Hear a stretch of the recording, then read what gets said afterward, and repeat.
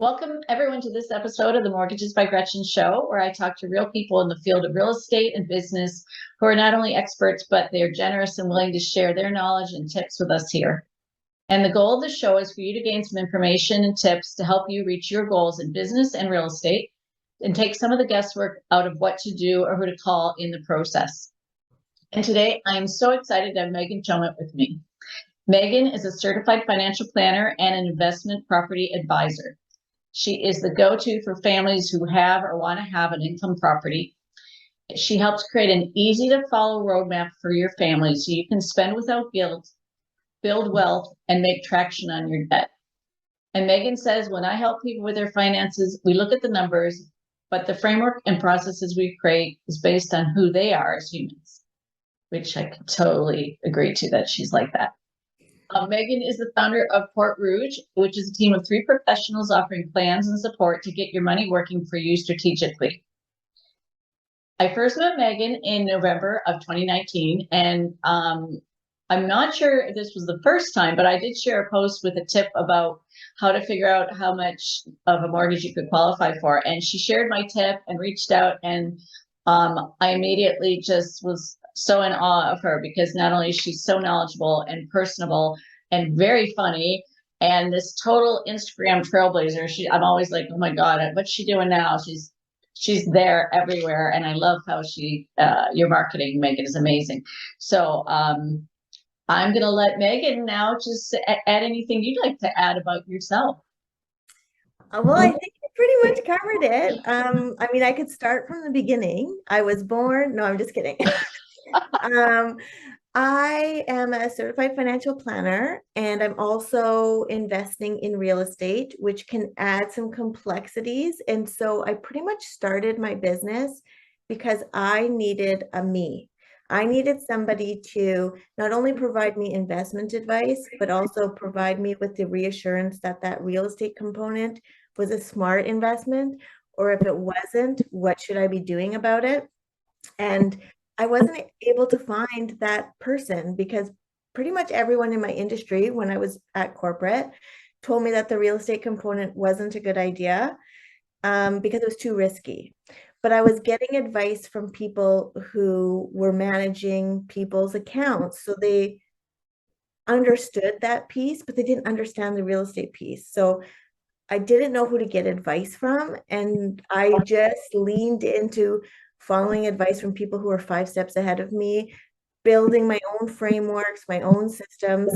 And then I thought, you know what, I can't be alone in this, that I needed this type of help because I do have, a degree in finance and a decade of financial planning experience. This could be something that a lot of people could really benefit from. Absolutely. And this is you're my only repeat guest because I feel like since we first met a couple of years ago, there's a lot of changes in the market and a lot going on, and you're doing a lot of new things. So I really was thrilled that you agreed to come on again and offer your latest wisdom.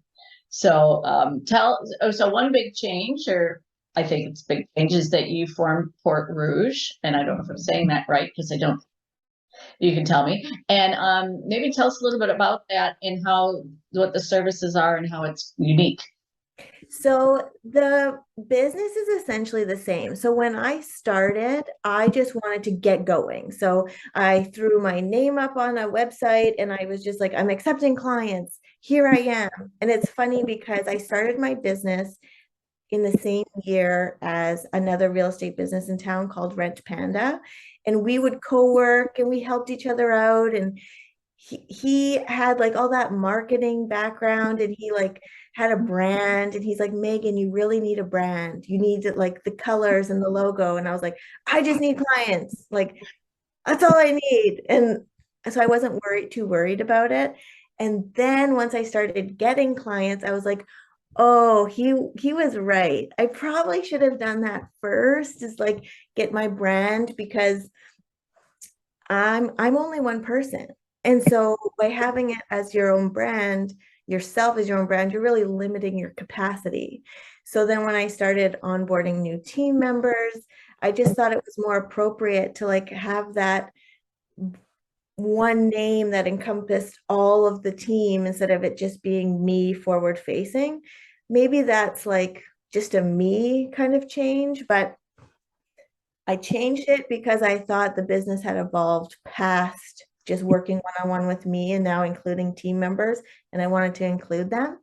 And where the name came from was when I first started my career, I went overseas and I was working at the head office of the Royal Bank of Scotland.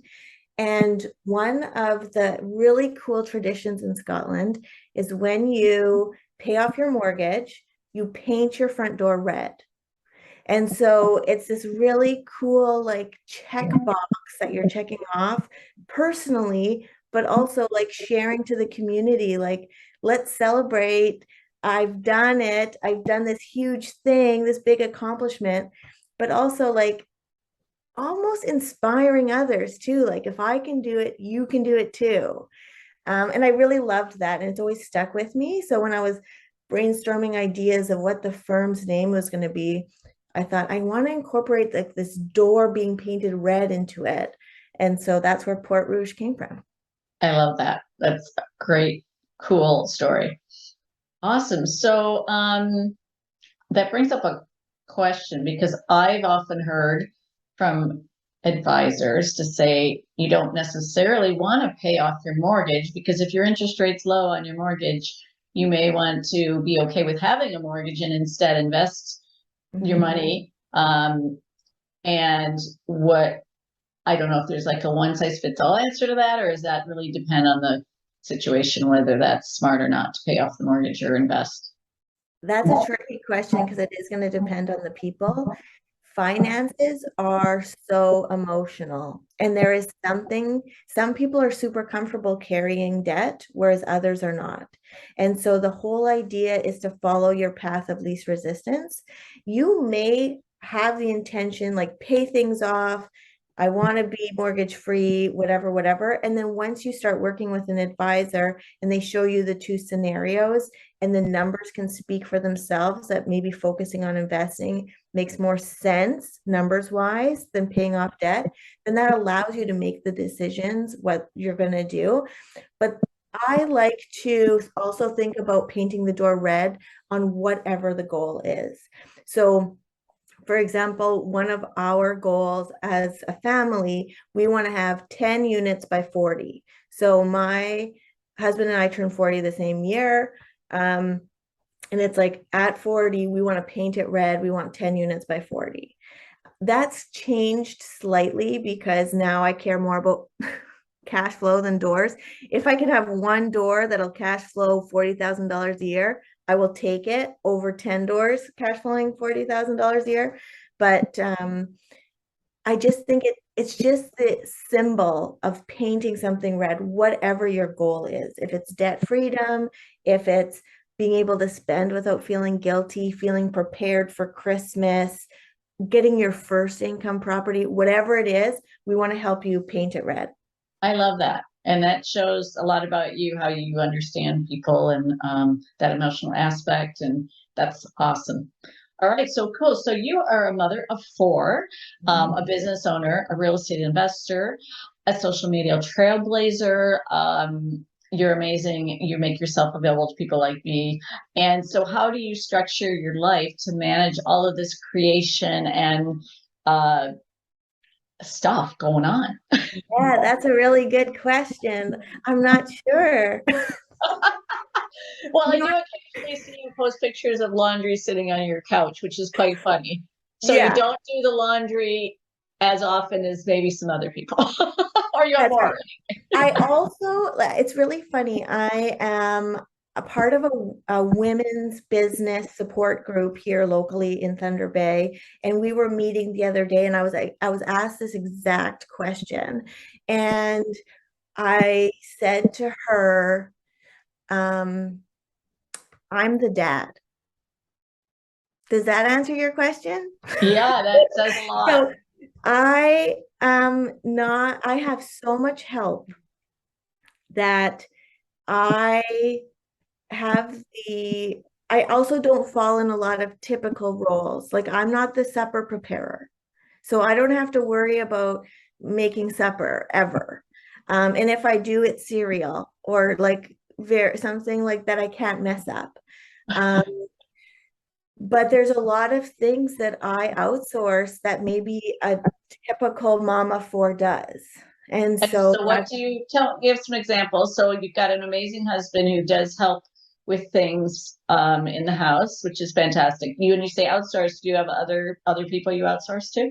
yeah, so my mom is an amazing resource for me. She will pick up groceries, she will watch my kids, she will be there to get them off the bus. Pretty much, whatever I need help with.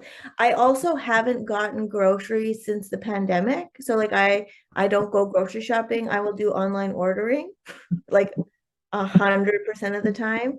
Um, so there's just like little things that I've kind of skipped now where it's like, I don't go to the grocery store. There are some people who love that. It's like an escape and it's therapeutic and it's, but I don't want to. Yeah, so that's great. Yeah. That's some good ideas. Yeah, for And sure. I also don't dwell on things that I'm not going to do. Like, for example, I shared on social this week that my laundry couch is like out of control. So I don't have a problem having friends over and them witnessing my laundry couch. I'll just be like, I I'm love just going the to couch. I shove love the that clothes you call it over. your laundry couch. Yeah, my Yeah. laundry couch. My kids are all adults, so I don't have that same challenge, but I love it. Your laundry couch. The laundry couch. And it's, the clothes are clean. It's just, they're there for someone else to take responsibility for. I love it. Cool. Good. Well, that's fantastic. So tell us about your, you did a little bit, but your unique business model versus a traditional financial planner. So you did mention that, you do have real estate as part of your planning with people. So is there any other, but there is another unique way that your billing is a little different too, right? Okay, so the most unique thing about this practice is that we only work with people who either want their first rental property or are already investing in real estate. So if that isn't you, then we probably aren't the right fit for you. So that's the first thing that I'm going to state. The second thing is that we are you.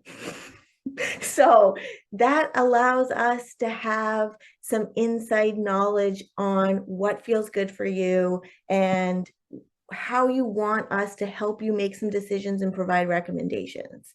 And one of the very first things that we always start with when we're working with a new client is we do a personality test. So Carrie, my client success coordinator, she reaches out to every new client and she says, okay, complete this assessment and we're going to figure out what personality dimension you are. There are only four. There's blue, green, gold, and orange. So blue are going to be your police officers, nurses. They can handle pressure. You want them to be your first responder. They are calm but effective. They are people. They care about people. The greens, they are our engineers. They care about spreadsheets. They want to know about scenarios. They want to have me provide recommendations. And even if they agree, they want to challenge me on that recommendation. Okay. Then there's the golds, who that's what I am. I'm a gold. They're the planners. They want to have fun, but they want it to be planned. They want to have a checklist. And if something isn't on that checklist that they did that day, they're going to add it and they're going to check it off. They want to know what they're doing, when they're doing it, and how long it's going to take. So when I'm talking to people like that, it's like, when's the retirement year? When do we sell the property? When do we buy the property? Like it's a very structured, very rule focused. And the last one, I honestly don't work with very many of them. If I do, they're in the background. They're the oranges. And that's, they like to have fun. They tend to be entrepreneurs. They don't follow a path, they blaze their own path, they make decisions like this. And if you tell them they have, no, you can't even really tell oranges what to do, but they just want to know that they're on track and they're going to keep going. So, like my husband is an orange. He just wants to know that we can afford for him to get a golf membership. He doesn't care about anything else. Yeah, just can we do it? Can I do it? Yes or no? And if the answer is yes, I'm going to do it. If the answer is no, how can we make it a yes? Like that's kind of how an orange operates. So for the most cases, I'm dealing with two part decision makers, spouses. One, I'm working one-on-one with. They're the green, the blue, the gold. They have a spouse that's an orange who only came to the first meeting, who just wants to be told what to do, when to do it, and that it's okay that they do A, B, and C. And that can be really heavy for the other partner making all the decisions, which is kind of where I can come in and provide support. Because an orange doesn't, it will just say to you, just do it. Why Yeah. are you overanalyzing this? Let's go to Mexico. Like we have the money. That's so they're amazing because they pressure you to like actually have fun and get out of your own way, but they aren't super helpful when it comes to the decision-making process. Okay. So that's awesome because that's really helpful for you to know that and for give the person insight about themselves and maybe their spouse. So very cool. Okay, so I'm going to switch gears a little bit here. So you own a number of properties, and like you said, you're working with people who are buying properties. So, do you have some sort of initial ideas or tips that you kind of explore with people when maybe they're a first time investor? Yeah. So my first question to anybody who's considering buying their first rental is why? Why would you do that to yourself? Okay. And then it depends on their answer what the next question is. Because if you're looking to invest in real estate to replace your 9 to 5, we're probably not the right this on the we're not. I can help you get your first rental property because it's really just about framework. It's really about just establishing your personal finances to be able to add to your portfolio. But I think that investing in real estate is an investment strategy, not a job replacement. That I would say, why don't you reach out to somebody who has done that? Because I honestly haven't really met anybody who's done that successfully without doing something on the side, whether it's being a realtor, being a coach, because real estate can be all encompassing. And at the foundation of investing in real estate is human beings. You're providing a human being with a safe and good place to live, and you're establishing a long-term relationship with another human. Do you have the capacity for that? And if you don't, and you're going to hire out that piece, do you know how to do that? And do you know how to manage a team? And do you advise, so what if they want to, maybe they want to do flips or maybe they want to do Airbnb where maybe it's a little different. Do you feel like that's still really the same or would you refer them out or what's your thoughts on those types of investing? Flips are a total different game, and it depends on the scale that they want to do. Typically, if I'm working with somebody who wants to do flips, it has to be me and an accountant, probably as a team working on their file, because there are so many tax strategies that they have to take advantage of that they should do right from the beginning. And then Airbnbs, that's something that requires a significant amount of capital. So if you're prepared to invest the capital, where is it coming from? How do we make the numbers work? And let's do some projections before even if you have your first one, let's use that one as a springboard. But if you just are getting started, let's lay it all out and say, what do you need to get started? What if you have vacancy? Can you subsidize personally this Airbnb business? And if you can, for how long?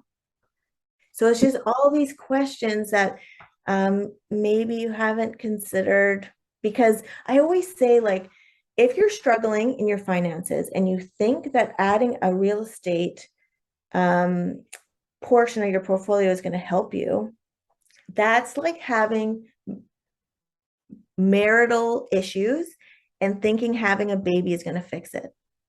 I promise you, adding to your real estate portfolio is stressful. Even just putting in offers. I just, closed on a deal the other week, and just signing the offer, my heart was like bump, bump, bump, bump. And I was like, oh my God, like, forget it. Like, I changed my mind. Maybe my gut is telling me to walk away. And it's just like, it's a big responsibility and it's not one to take lightly. So that's what I'll say about that. Okay. I'm going to apologize right now because I've got a message. I have 10 minutes left because I joined in the wrong way. So I'm going to move on. My apologies.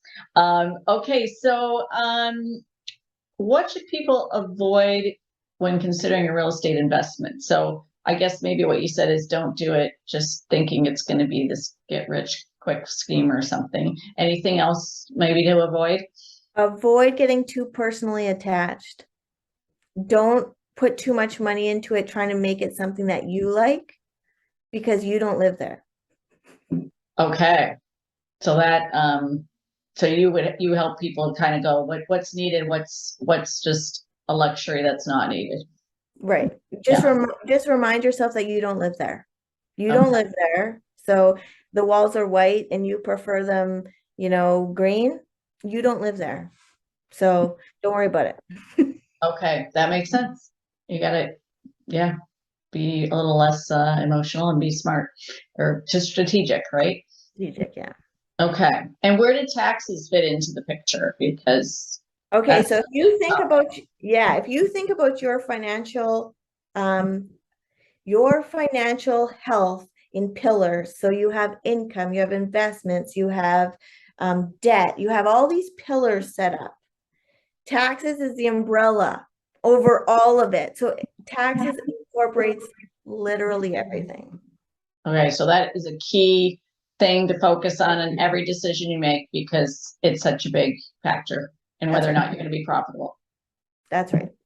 Okay. And so you yourself help with that aspect or your teammate does, or Yeah, so we do tax planning as a part of their overall financial picture. So we have to do cash planning now, cash planning in estate, so after you've gone, as well as tax planning in retirement. So what's the most efficient way for the income and expenses, and how are you going to draw on that so that you don't bump yourself up into the next tax bracket? that's amazing that you're so focused on that because that's so important. Yeah. Awesome. Okay, so what is your last piece of advice for Canadians today? You know what? It's really heavy right now. The whole landscape is very confusing. I myself, I was just talking to Gretchen before this call, like I make decisions and then I overanalyze them and I think about them and I think, oh my goodness, like, can I do this or whatever? There's so much noise in the market right now, whether it's fear about rates, and more fear about the market, and then the redness, like everything is red and everything's going down. And so what I would say is like the low interest rate environment that we've been in for the past, 15 years, this too will pass. This too will pass. I mean, there's a silver lining on everything. So like right now, it's very heavy and there's a lot of uncertainty, but also we're seeing more inventory. And oh, there's a fly. We're seeing more inventory. Like the offer that I was just saying that we closed on a few weeks ago, I was the only offer. I offered under asking. I had conditions, and um, uh, it it was just not normal. That's not normal for the last, 6 months. And so you're getting back to an environment where, yes, it was a little bit more expensive on interest rates, but I was able to come in, take a breath, be the only one in the house, looking around, making sure that it was the right next step for our family without the pressure of, there's 18 other offers on the table. You have to decide 8 minutes ago. And I was just like, I don't need that. I want to be able to like go in, clear head, no pressure. And so this too will pass. So if you need extra support, there's so many amazing qualified individuals, whether it's a CFP like myself, a mortgage broker like Gretchen, a CPA. There are so many people who are 10 steps ahead who can provide some insight and say, you know what, if I were you, this is what I would do. Not that you should do it, but here's some insight from someone who's 5 steps ahead of you. I love that. That is such really helpful advice. So talk to experts and know that this will pass and look at the benefit of the more inventory and not having to go in firm on an Yeah. offer. So that's awesome. So how do people reach you, Meghan? My favorite place is Instagram. So I have two accounts on Instagram. One's the business one where I share all the tips and whatever. That one's Porte Rouge Co. on Instagram. My personal Instagram is Meghan CFP, and that's where you'll see pictures of things like my laundry couch and my kids and what we're doing next. And so Instagram's my favorite. But if you type in Google Meghan Chomut or Porte Rouge, I'll come right up. So you can find me anywhere. Okay, Meghan, Meghan, Chomut, Chomut. That's it. Okay, thank you so much for being here with us and sharing all of your really great tips and knowledge and your compassion. That's awesome. Thank you so much, Meghan. You're very welcome, and I'm so honored to be your first returning guest, and I'm happy to come back again anytime. Oh, thank you. That's amazing. All right. Enjoy your day. Okay, bye. Bye.